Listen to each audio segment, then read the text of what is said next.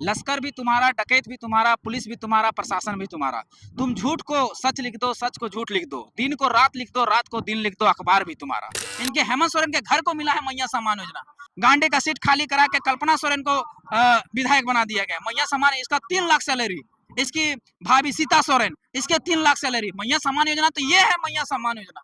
दिल्ली के लगभग रिहायशी इलाकों में आप चले जाइए तो वहाँ 75 से 80% जो वहाँ बच्चियां बंधुआ मजदूरी कर रही, जो बर्तन धो रही, जो झाड़ू लगा रही है, जो पोछा लगा रही है, वो झारखंड की बच्ची है। गुमला की, सिमडेगा की, लोहरदगा की सभी आदिवासी ज्यादातर महिलाएं बच्ची। एग्जाम स्टार्ट होने से पहले सारा आंसर शीट चला गया था। उसके बाद एक सेट है प्रैक्टिस सेट, उस प्रैक्टिस सेट को उठा के पूरा पेपर को दे दिया गया है एक ही सेट से। ऐसा कभी आज तक के झारखंड की सॉरी पूरा भारत के इतिहास में ऐसा नहीं हुआ है। भाषा आंदोलन किए थे तब भी हाईजैक करने का प्रयास किया गया था। तो कोई भी आंदोलन होता है उसमें पार्टियां सक्रिय होती है और कोशिश करती है कि हम इसको हाईजैक कर लें, अपने नाम से भुनाने का प्रयास करती है। तो थोड़ा बहुत त्रुटियां होती है, थोड़ा बहुत लोग घुसते हैं, इंटरफेयर करते हैं। घुसपैठ हो रहा है तो इसकी जिम्मेवारी किसके पास है?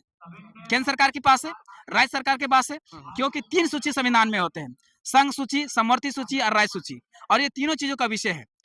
तो केंद्र सरकार के हाथों में एनआईए है, इंटेलिजेंस ब्यूरो। इसके अलावा रॉ है, जो गुप्तचर संस्थाएं जिसका काम है कहां से घुसपैठ हो रहा है, कैसे घुसपैठ हो रहा है, उसके रोकने के लिए रिपोर्ट केंद्र सरकार को यानी गृह मंत्रालय को केंद्र सरकार को देती है। और गृह मंत्रालय में कौन है मंत्रालय, किनके हाथों में? अमित शाह के हाथों में, यानी बीजेपी के हाथों में।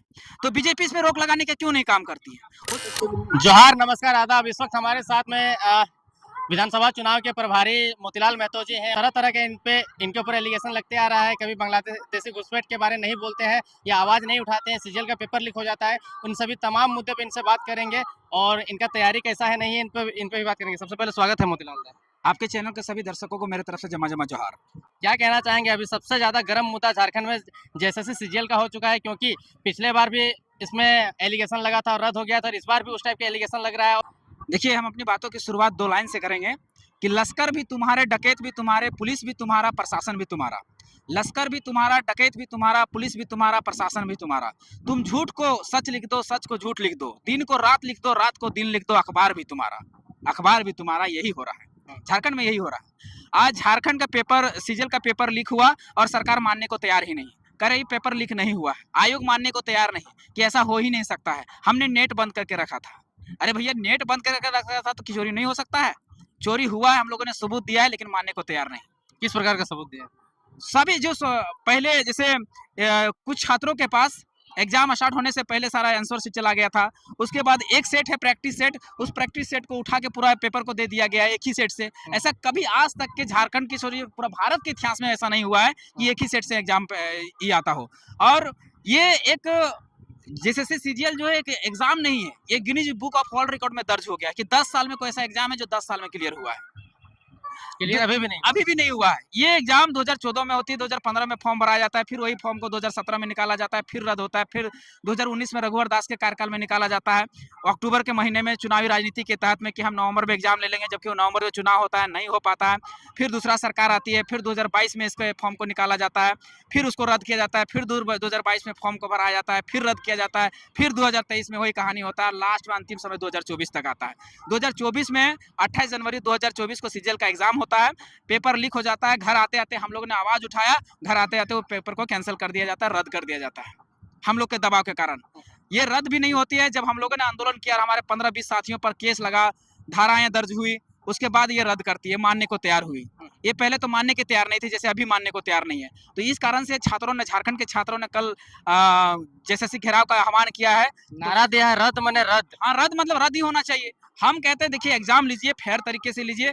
बहुत सारे ऐसे साथी हैं, बहुत सारे ऐसे छात्र हैं जो दिन रात मार भात खा के मेहनत करते हैं, उन लोगों का हक अधिकार मिलना चाहिए, उनके हाथों में जाना चाहिए।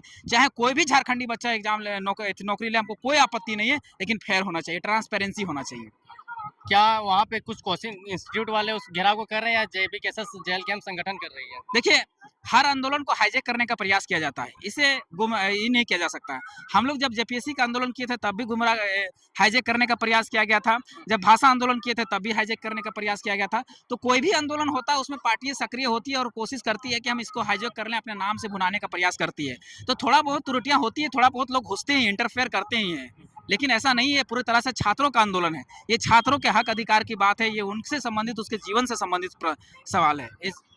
Popular YouTuber Manish Kashyap allegation लगा के चले गए और बड़े आपके संगठन के ऊपर बड़े गंभीर गंभीर आरोप लगा के चले गए हैं कि ये लोग बांग्लादेशी घुसपैठियों के बारे में बात नहीं करता है, ये लोग ऐसे नियमों के बारे में बात करते हैं, 1932 खतियान के बारे में बात करते हैं जो कभी भविष्य में हो ही नहीं सकता है। बड़े बड़े पार्टी के हस्ती मिट गए इस 32 खतियान को लेकर आंदोलन करते करते। देखिए, सबसे पहली बात तो मनीष कश्यप जी को हम समझते थे कि एक अच्छा पत्रकार तो है नहीं वो। अब अभी किसी बड़े पार्टी के बीजेपी का सीधी-सीधी बात बीजेपी का वो सदस्य हो चुके हैं। वो तो पत्रकार रहे नहीं और पत्रकार उन्होंने अपने पेज पे लिखा है लेकिन पत्रकार है नहीं। एक्चुअली में वो यूट्यूबर है। हम भी सोचते थे कि नॉलेज होगा। लेकिन जब उन्होंने 1932 के बारे में बात किया तो इतना छोटा बात किया, इतना तुच्छ मानसिकता वाला बात किया कि लगा कि एकदम एकदम उनके अंदर नॉलेज ही नहीं है, उसके अंदर ही नॉलेज नहीं है। 1932 के बारे में उसको 1932 का जो है वन है ना, वन भी नहीं पता है कि 1932 है क्या। 1932 पर ज्ञान देके चले गए। अरे भैया, आप एक यूट्यूबर हैं, आपका सम्मान होता है। हम मीडिया बंधु का, जर्नलिस्ट का बहुत सम्मान करते हैं, बहुत सम्मान करते हैं। लेकिन आप जिस राज्य में जाते हैं, जिस राज्य के अंदर प्रवेश करते हैं, उस समाज का, उस राज्य के लोगों का सम्मान करना चाहिए। वहाँ की भाषा, वहाँ की संस्कृति, वहाँ की मांगे क्या है, उसका समर्थन करना चाहिए, ना कि उसका विरोध करना चाहिए। आप ये बोलते हैं कि 1932, अरे 1932 में अगर डिबेट करना है, बात करना तो हमसे कीजिए ना, हम बताते हैं। उसके बाद उन्होंने एक आरोप लगाया कि बांग्लादेश घुसपैठ। बांग्लादेश घुसपैठ का। तो बांग्लादेश घुसपैठ में हम इनसे सवाल करना चाहते हैं कि चलिए, कहीं भी घुसपैठ होता है, बांग्लादेश घुसपैठ ही नहीं, अगर पाकिस्तान से भी घुसपैठ होता है, अगर अफगानिस्तान से भी घुसपैठ होता है, श्रीलंका से भी घुसपैठ होता है, तो हम इसका विरोध करते हैं, कड़ा विरोध करते हैं। जेबीकेएस पूरा विरोध करती है, जेएलके पूरा विरोध करती है। हम उसका एक केंद्रीय प्रवक्ता होने के नाते विरोध करते हैं, अपने पार्टी की तरफ से विरोध करते हैं। हम कभी नहीं चाहेंगे कि इसका, क्योंकि सबसे पहले आता है मेरा देश, उसके बाद आता है राज्य, उसके बाद हम। अगर हमारा देश सुरक्षित है तो राज्य सुरक्षित है, और राज्य सुरक्षित है तो हम सुरक्षित हैं। इसलिए हम इसका पूरा कड़ा विरोध करते हैं, अभी हम तुरंत कर रहे हैं। लेकिन अगर घुसपैठ हो रहा है तो इसकी जिम्मेवारी किसके पास है? केंद्र सरकार के पास है, राज्य सरकार के पास है। क्योंकि 3 सूची संविधान में होते हैं, संघ सूची, समवर्ती सूची और राज्य सूची, और ये तीनों चीजों का विषय है। तो केंद्र सरकार के हाथों में एनआईए है, एनआईए, क्योंकि ये इंटेलिजेंस का भी हाँ, नेशनल इन्वेस्टिगेशन ब्यूरो, जो गुप्तचर संस्था है, जो रिपोर्ट देती है कि कितना घुसपैठ हो रहा है, कहाँ से घुसपैठ हो रहा है। आईबी है, इंटेलिजेंस ब्यूरो। इसके अलावा रॉ है, जो गुप्तचर संस्था है, जिसका काम है कहाँ से घुसपैठ हो रहा है, कैसे घुसपैठ हो रहा है, उसके रोकने के लिए रिपोर्ट केंद्र सरकार को, यानी गृह मंत्रालय को, केंद्र सरकार को देती है। और गृह मंत्रालय में कौन है मंत्रालय, किनके हाथों में? अमित शाह के हाथों में, यानी बीजेपी के हाथों में है। तो बीजेपी इसमें रोक लगाने का क्यों नहीं काम करती है? उसके बाद इसको, जब वो सूचना वहां पहुंचती है तो बीएसएफ, बॉर्डर सिक्योरिटी फोर्स जो होती है, उसको घुसपैठ को रोकने का काम बीएसएफ का है। जो बीएसएफ जो संस्था है, वो संस्था केंद्र सरकार संचालित करती है, केंद्र सरकार के हाथों में आती है। तो केंद्र सरकार कड़े से नियम क्यों नहीं लागू करती, क्यों ना कड़ाई करती है कि वहां से घुसपैठ ना हो? इसका मतलब बीजेपी घुसपैठ करवा रही है। इसका मतलब मनीष कश्यप को बीजेपी पे सवाल करना हाँ, था। बीजेपी पे सवाल करना था। अमित शाह पे सवाल क्यों नहीं किया? बीजेपी पे सवाल क्यों नहीं किया? मोदी से सवाल क्यों नहीं किया? इसको उससे सवाल करना चाहिए था। लेकिन ये खाली प्रोपोगेंडा ताकि झारखंड के लोगों को उलझा सके, बहका सके। लेकिन आप लोग राजनीतिक अब दूसरा लड़, अगर घुसपैठ हुआ है तो उस पर घुसपैठ हुआ है तो राज्य सरकार को कड़े में एक्शन लेना चाहिए। राज्य सरकार के जो गृह मंत्रालय है वो हेमंत सोरेन के पास है, तो हेमंत सोरेन को सवाल क्यों नहीं करना चाहिए? वो जेबीकेएस से सवाल कर रही है, जेबीकेएस तो इसका कड़ा विरोध करती है। आप कीजिए उससे सवाल कि राज्य सरकार उसको चिन्हित करके बाहर क्यों नहीं करती है, क्यों घुसपैठ हो रहा है, और घुसपैठ करके अपना रिपोर्ट केंद्र सरकार को क्यों नहीं भेजती है, और दोनों समय बनाकर उसको रोकने का प्रयास क्यों नहीं करते? इसका मतलब है कि बीजेपी और जेएमएम और कांग्रेस, जितना भी आरजेडी, सब मिले हुए हैं, सब मिली भगत है। इनका मतलब ये लोग जान के घुसपैठ करवा रहे हैं ताकि यहाँ के झारखंड के डेमोग्राफी को चेंज किया जा सके और अपना सत्ता का सुख भोगा जा सके। इसका मतलब इसमें जेएमएम भी उतना ही जिम्मेवार है जितना बीजेपी जिम्मेवार है। मतलब जितने सत्ता में। हाँ, जितना सत्ता में हो दोनों जिम्मेवार है। तो आप बताइए, लॉजिक है कि नहीं? आप ही बताइए, लॉजिक है कि नहीं? आप उनसे सवाल काहे नहीं किए? तो क्या आपको सच में लग रहा है कि झारखंड का डेमोग्राफी चेंज हो रहा है सब तरीके से? हाँ, देखिए, अगर सही में, हम नहीं कह रहे हैं, सरकारी आंकड़े हैं, विभिन्न अखबारों के माध्यम से अगर देखेंगे आंकड़ों में, तो संथाल परगना, पाकुड़, दुमका, ये सब चीजें जो क्षेत्र हैं, वहां पर डेमोग्राफी सही में चेंज हो रही है। अगर हो रही है, इस चीज को एक्सेप्ट करते हैं, लेकिन इसको रोकेगा कौन? इसको तो रोकेगा राज्य सरकार या केंद्र सरकार, या समवर्ती सूची में आता है, दोनों मिलकर रोकेगा। तो उनको पहल करना चाहिए अगर डेमोग्राफी चेंज हो रही है तो। ये तो राज्य सरकार का बात है ना, जांच का विषय है। आप जांच करवाइए, कड़े से कड़े रॉ को लगाइए, आईबी को लगाइए, सीबीआई को लगाइए, जिसको लगाना लगाइए, बड़े बड़े गुप्तचर संस्थाएं उसको लगाइए और रोकिए। हम तो सपोर्ट करेंगे उसका पूरी तरह से। हेमंत सोरेन की जो पत्नी है कल्पना सोरेन, जो विधायिका है, जयराम महतो के स्टाइल में आजकल कार में चढ़ के बड़े बड़े भाषण दे रहे हैं कि हमने मैया सम्मान योजना लाया, और मैया को मतलब सम्मान देने का काम कर रहे हैं। देखिए, मैया सम्मान योजना के बारे में अगर सही में हकीकत और सच्चाई जानना चाहते तो मैया सम्मान योजना नहीं है, ये चुनावी प्रोपेगेंडा है। अगर सही में मैया सम्मान योजना आप देना चाहते हैं, देखिए पहले तो झारखंड के लोग कंफ्यूज हैं। खोरठा भाषी छोत्र समझ रहे हैं मैया सम्मान योजना।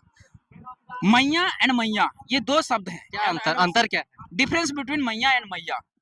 मैया का मतलब होता है खोरठा भाषी क्षेत्र में माँ, और मैया का मतलब होता है सादरी नागपुरी में मैया मतलब छोटी बहन, घर की छोटी बहन या छोटी बच्ची जो हो उसको मैया बोला जाता है। तो उसके उत्थान के लिए बोल रहा है कि उसको सशक्तिकरण के लिए, उसको मजबूत करने के लिए 1000 रुपए दिया जा रहा है। क्या 1000 देने से हमारी महिलाएं, हमारे बच्चे सशक्तिकरण हो जाएंगी? नहीं हो पाएंगी। इसका ताजा आंकड़ा हम पेश करना चाहते हैं। आज झारखंड में जो लिटरेसी रेट है, अगर सही में महिलाओं को सशक्ति करना चाहते हैं, अगर सही में सम्मान देना चाहते हैं, तो उनको स्वास्थ्य दीजिए, उसको शिक्षा दीजिए, उसको रोजगार दीजिए, तभी वो सशक्तिकरण हो पाएगा। इसका हम ताजा उदाहरण बताते हैं। आज हमारे शिक्षा की बात करते हैं, महिलाओं की शिक्षा की बात झारखंड में करते हैं। झारखंड में टोटल लिटरेसी रेट 66% है, जिसमें महिलाओं के लिटरेसी रेट मात्र 55% है। अगर सरकारी आंकड़े हैं, अगर सही में देखा जाए तो इसमें 40% है। 40% मात्र हमारी महिलाएं शिक्षित है। उसमें से झारखंड के आदिवासी कहता है कि हमारा आदिवासियों की सरकार है, आदिवासी की हितैषी की सरकार है, तो आदिवासी महिलाएं मात्र 16% ही मैट्रिक पास कर पाती है। तो ये महिला सशक्तिकरण है। अब यहाँ पर मैया सम्मान योजना के नाम पर 48 लाख महिलाओं ने रजिस्टर कराया है कि अब हर साल 11,000 करोड़ रुपए खर्च होगा। और 11,000 करोड़ रुपए अगर महिलाओं के शिक्षा पर, उनके रोजगार पर खर्च होता, तब सशक्तिकरण होता। आज देखिए रोजगार नहीं मिलने के कारण हमारी महिलाओं को उनके रोजगार के नाम पर पलायन होना पड़ता है। उनको ये मानव तस्करी मतलब महिलाओं को बेचे जाने का। और दुनिया में, भारत में या किसी भी समाज में अगर सबसे ज्यादा अपमान की बात होती है तो उनके महिलाओं के साथ छेड़खानी या उनके महिलाओं के साथ दुर्व्यवहार की बात होती है, उसके अपमान करने की बात होती है। सबसे बड़ा शर्मनाक बात, इससे शर्मनाक दुनिया में कुछ नहीं हो सकता। लेकिन हमारे बच्चियों को, हमारे महिलाओं को दूसरे राज्यों में ले जाकर बेचा जाता है। तो नेशनल क्राइम रिकॉर्ड ब्यूरो के डाटा कहता है कि यहाँ 327 केस दर्ज हुए एक साल में, जो सबसे ज्यादा है, पूरा भारत में सबसे ज्यादा है। और वो केस कहाँ है? जो एयरपोर्ट में पकड़ाया, जो ये रेलवे स्टेशन में पकड़ाया, जो केस रजिस्टर्ड नहीं हो पाए। आज हम लोग दिल्ली गए थे, हम लोग मुंबई गए थे, तो दिल्ली के लगभग रिहायशी इलाकों में आप चले जाइए तो वहाँ 75 से 80% जो वहाँ बच्चियां बंधुआ मजदूरी कर रही, जो बर्तन धो रही, जो झाड़ू लगा रही, जो पोछा लगा रही है, वो झारखंड की बच्ची है। गुमला की, सिमडेगा की, लोहरदगा की सभी आदिवासी ज्यादातर महिलाएं, बच्चियां हैं। ये महिला सम्मान योजना है? ये महिला सम्मान योजना नहीं। वो बच्चियां क्यों जा रही हैं? क्योंकि पेट की भूख है। पेट को, भूख को शांत करने के लिए सबसे पहले क्या चाहिए? रोजगार चाहिए। रोजगार होगा तो उस पे धन आएगा, धन से रोटी आएगी। जैसे शास्त्रों में कहा जाता है कि विद्या ददति विनयम, विद्या विनय देती है, विनय से पात्रता आता है, पात्रता से नौकरी लगती है, नौकरी से धन की प्राप्ति होती है, और धन से धर्म यानी पेट भरता है, तब जाके हम धर्म का विकास करते हैं। यानी शास्त्र भी वही कहते हैं। तो सबसे पहले उसके लिए रोजगार की व्यवस्था कीजिए। अगर रोजगार की व्यवस्था होगी तो पलायन करने से रुकेगा। उनके जो दलाल होते हैं वो बच्चियों को बहकाते हैं कि हम 7,000, 8,000, 10,000, 20,000 के नाम आपको नौकरी दिलाएंगे, और पता चलता है कि उसको वेश्यावृत्ति के लिए कलकत्ता जैसे शहरों में, मुंबई जैसे शहरों में, दिल्ली जैसे शहरों में जाके बेच जाता है। ये अगर हम गलत कर रहे हैं तो आप 6 महीना के कोई भी अखबार को उठा के देख लीजिए, हिंदुस्तान, प्रभात खबर, हिंदुस्तान टाइम्स, जो द हिंदू, किसी भी खबर को उठा के देख लीजिए, आपको वहां छपी हुई मिलेगा कि 70 बच्चियां तमिलनाडु में फंसी हुई है, 80 बच्चियां दिल्ली में फंसी हुई है, उनको फंसाया गया है, ले जाके दलालों ने बेच दिया है, 2 बच्चियां वहां फंसी हुई है। ये हम नहीं करें, अखबारें कर रही है। तो इन बच्चों का ट्रैफिकिंग कैसे रुकेगा? जब आप उसको रोजगार की मुहैया कराएंगे। ये महिला सशक्तिकरण है, ये मैया सम्मान योजना है। जब इसको आप रोक लेंगे तब मैया सम्मान हो जा पाए। अब हम बात करते हैं उनके स्वास्थ्य की। तो हमारे महिलाओं में 80 से 85% जो झारखंड की महिलाएं हैं उसमें खून की कमी है, यानी हीमोग्लोबिन की कमी है। हीमोग्लोबिन की कमी है, और पूरा बीमारियों के जड़ कहा जाता है शरीर में, वो हीमोग्लोबिन है। तो हमारे बच्चों को अगर उनके पास सही नौकरी रहता है, रोजगार रहता है, तो पैसा आता है, पैसे से वो खाने पीने की चीजें खरीदते हो, खाते पीते अच्छे से रहते, तो उनके शरीर में खून आता है। आज खून तक नहीं है शरीर में, इतना चूस लिया इन सरकारों ने। कह रहे ये मैया सम्मान योजना। अगर सही में मैया सम्मान योजना दे रहे थे तो 5.5 साल के, सॉरी 5 साल का कार्यकाल पूरा हो चुका आपका। 5 साल के कार्यकाल में आप मैया के लिए क्या किए हमको बता दीजिए। स्वास्थ्य में आप कितना काम किए, आप शिक्षा में कितना काम किए, उनके रोजगार के लिए कितना काम किए, वो बताइए हमको, तब मैया सम्मान योजना है। ये तो सही में सीधे सीधे बुड़बक बनाने का काम है। क्या आप शिक्षा नहीं दीजिए, शिक्षा नहीं दीजिए, रोजगार नहीं दीजिए और स्वास्थ्य नहीं दीजिए, क्या 1,000 से उनका सम्मान मिल जाएगा? 1,000 से चल जाएगा? नहीं चलेगा। अगर सही में मैया सम्मान योजना दे है तो शिक्षा दीजिए, स्वास्थ्य दीजिए, रोजगार दीजिए, तब जाके मैया सम्मान है। अरे हमारे झारखंड के महिलाओं को समझने की जरूरत है, इनके बच्चियों को समझने की जरूरत है कि ये मैया सम्मान योजना नहीं दे रहे हैं, ये बुड़बक बना रहे हैं। कि जितना आप अनपढ़ रहेंगे, कुपढ़ रहेंगे, अशिक्षित रहेंगे, उतना हमारा झंडा ढोएंगे, हमारा गुलामी करेंगे, हमारा केडर बनेंगे, हमको वोट देंगे, हम सत्ता का सुख भोग सके। मैया सम्मान योजना तो इनको मिला है, इनके हेमंत सोरेन के घर को मिला है मैया सम्मान योजना। आज कैसा सम्मान? अभी गांडे का सीट खाली करा के कल्पना सोरेन को विधायक बना दिया गया। मैया सम्मान, इसका 3 लाख सैलरी, इसकी भाभी सीता सोरेन, इसके 3 लाख सैलरी। मैया सम्मान योजना तो ये है मैया सम्मान योजना। दिलाइए ना, आप उस तरह का नौकरी दिलाइए, 50-60 हजार का नौकरी दिलाइए। आप मैया सम्मान योजना देना चाहते हैं? कल कल इस सरकार ने ITI इंस्ट्रक्टर ज्वाइनिंग दिया है 444 में 310 यूपी, बिहार, गुजरात, उड़ीसा के लोगों को नौकरी दिया है। अगर उसको डाटा है, झारखंड में, हाँ डाटा है मेरे पास, आंकड़ा है, कल ये सरकार ने ही नियुक्ति दिया है, हम आंकड़ा भी पेश कर देंगे आपके। 444 में 300, आप गिन लीजिएगा, एक एक करके गिन लीजिएगा अगर हम झूठ बोल रहे होंगे तो। उसके बाद लेब असिस्टेंट की नियुक्ति दिया है 42, तो उसमें से 16 बाहर के लोगों को दिया है। कितना परसेंट हुआ? 35 से 40%। अनरिजर्व सीट सारे के सारे बाहरी लोगों के भर दिया है। क्या झारखंड में जनरल नहीं है? झारखंड में जनरल वाले क्यों नहीं दिए? आप क्यों नहीं दिए?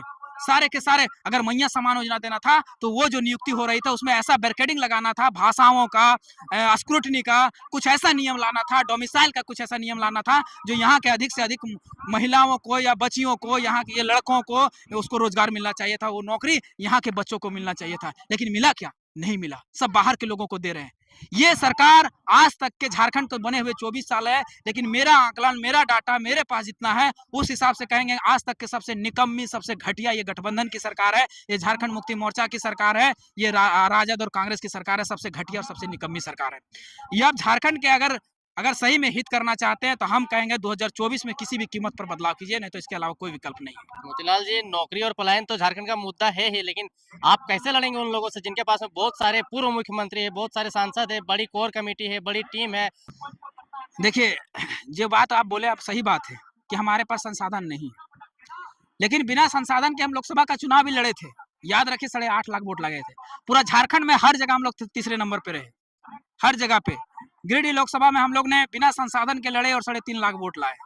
तो जनता जनार्दन, जनता जहां हो वही सबसे बड़ा आपका ये हथियार है, सबसे बड़ा बर्म। एक्सपीरियंस का भी कमी है, एक तरफ पूर्व मुख्यमंत्री की संख्या है और आपके तरफ एक भी ना विधायक है, ना सांसद है, ना मुखिया है, ना वार्ड है। जब जनता आपके साथ है वही आपका दिव्यास्त्र है, वही आपका ब्रह्मास्त्र है, फिर आपको कोई चीज की जरूरत नहीं पड़ता, ना एक्सपीरियंस का, ना इसका।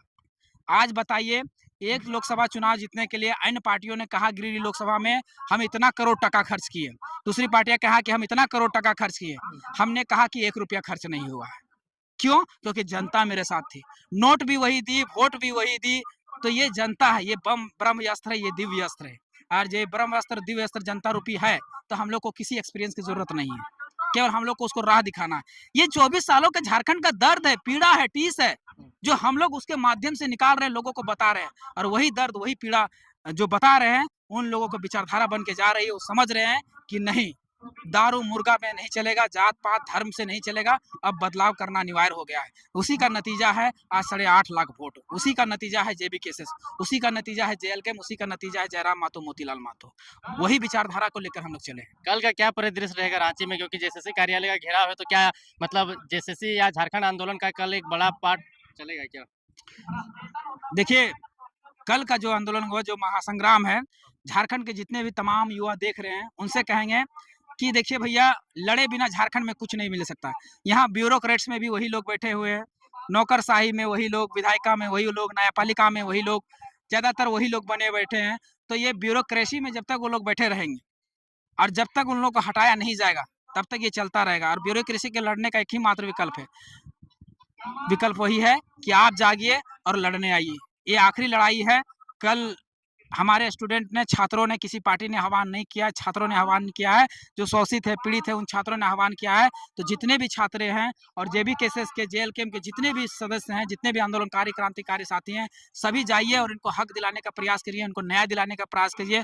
और जो एग्जाम हो, हम यही आशा उम्मीद करेंगे सरकार से कि जो भी एग्जाम हो फेयर तरीके से हो, ट्रांसपेरेंसी हो, बस इतना ही चाहते हैं।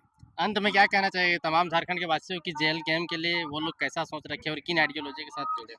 देखिए, हमारे लिए क्या सोच रखते हैं मायने नहीं रखता है, लेकिन सही में हम आपके बाल बच्चों के लिए, आपके भविष्य के लिए सोच रहे हैं, आपके बाल बच्चों के लिए आवाज उठा रहे हैं, या आपके हक अधिकार की बात कर रहे हैं, या जितना शोषण, पीड़ित, उत्पीड़न आप लोग के साथ हो रहा है, उनकी बात अगर आपके पटल में रख रहे हैं और उसको बताने का प्रयास कर रहे हैं, उन लोगों को जगाने का प्रयास कर रहे हैं, या फिर उसमें काम करने का प्रयास कर रहे हैं, तो हमें लगता है कि एक बार जेल कैंप को मौका देना चाहिए। एक बार सभी झारखंड के युवाओं से, बूढ़ा बुजुर्ग, किसान, मजदूर, सबसे शोषित, पीड़ित माताओं से, बहनों से गुजारिश करना चाहेंगे कि इतना शोषण उत्पीड़न से मुक्ति पाने के लिए एक बार जेएलकेएम को, झारखंडी लोकतांत्रिक क्रांतिकारी मोर्चा को, जयराम महतो की टीम को, उनके नेतृत्व में जितने भी कैंडिडेट उतरेंगे, जितने भी प्रत्याशी उतरेंगे, उनको मौका देना चाहिए। और जब भी वोट करें, हमें वोट दे ना दे, लेकिन इस बात का हमेशा एक बात याद रखें कि जात से ऊपर उठकर, धर्म से ऊपर उठकर, दारू से ऊपर उठकर, मुर्गा से ऊपर उठकर, इन सब चीज़ों से ऊपर उठकर एक अच्छे प्रत्याशी का चुनाव करें।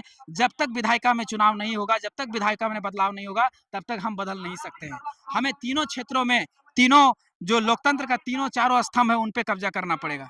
हमें विधायिका में भी कब्जा रखना पड़ेगा, हमें जो विधायिका और कार्यपालिका है उस पे भी नियंत्रण रखना पड़ेगा, हमें न्यायपालिका में भी नियंत्रण रखना पड़ेगा।